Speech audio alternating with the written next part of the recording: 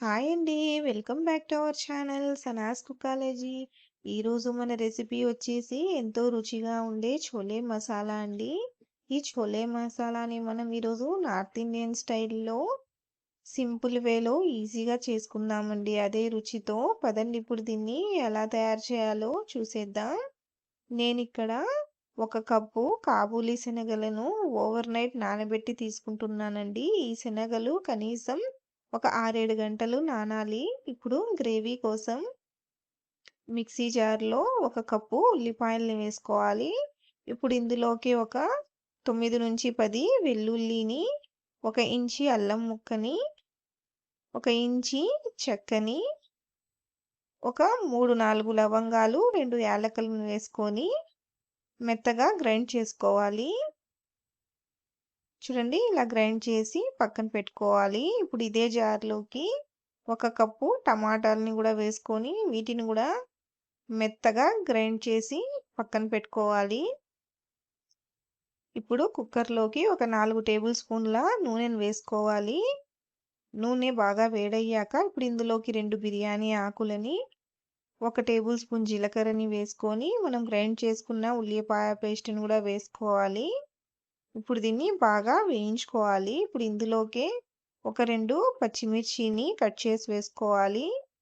ఇప్పుడు దీన్ని light golden colour వచ్చేంత వరకు బాగా వేయించుకోవాలి. చూడండి ఇది లైట్ గోల్డెన్ కలర్ వచ్చేసింది. ఇప్పుడు ఇందులోకి మనం గ్రైండ్ చేసి పెట్టుకున్న టమోటా పేస్ట్‌ని కూడా వేసుకొని ఒకసారి బాగా కలుపుకోవాలి.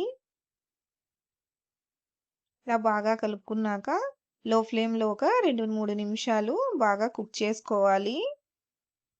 చూడండి 3 నిమిషాల తర్వాత ఇది చక్కగా వేగింది. ఇప్పుడు ఇందులోకి ఒక చిటికెడు పసుపుని వేసుకోవాలి. అలాగే రుచికి సరిపడా కారం. నేనిక్కడ 1 ½ టేబుల్ స్పూన్ కారపొడిని వేస్తున్నాను. 1 టేబుల్ స్పూన్ ధనియాల పొడి, 1 టేబుల్ స్పూన్ ఛోలే మసాలా, రుచికి సరిపడా ఉప్పు వేసి ఒక 2 లేదా 3 టేబుల్ స్పూన్ల నీళ్లు పోసుకొని లో ఫ్లేమ్‌లో వీటిని 2, 3 నిమిషాలు బాగా వేయించుకోవాలి అండి. నీళ్లు వేయడం వల్ల మన మసాలాలు కాలవండి, చక్కగా వేగుతాయి. ఇప్పుడు ఇందులోకి మనం నానబెట్టుకున్న శనగలని వేసి ఒకసారి బాగా కలుపుకోవాలి. ఇలా బాగా కలుపుకున్నాక మూత పెట్టి ఒక 3 నిమిషాలు కుక్ చేసుకోవాలి.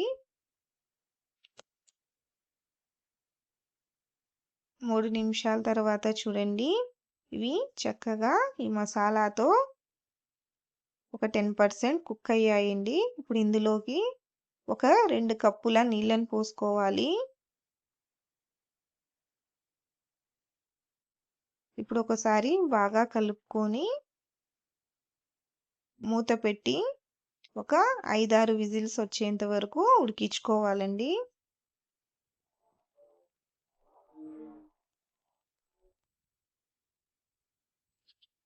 ప్రెషర్ పోయాక చూడండి మన కర్రీ చక్కగా ఉడికిందండి. శనగలు కూడా చక్కగా ఉడికాయి. చూడండి ఎంత సాఫ్ట్‌గా ఉడికాయో. ఒకవేళ మీకు శనగలు సరిగ్గా ఉడకకపోతే మీరు ఇంకొక విజిల్ కూడా పెట్టుకొని ఉడికించుకోవచ్చు. ఇప్పుడు ఇందులోకి కొద్దిగా కసూరి మేథిని, అలాగే కొద్దిగా కొత్తిమీరని వేసుకొని ఒకసారి బాగా కలుపుకోవాలి. అంతేనండి.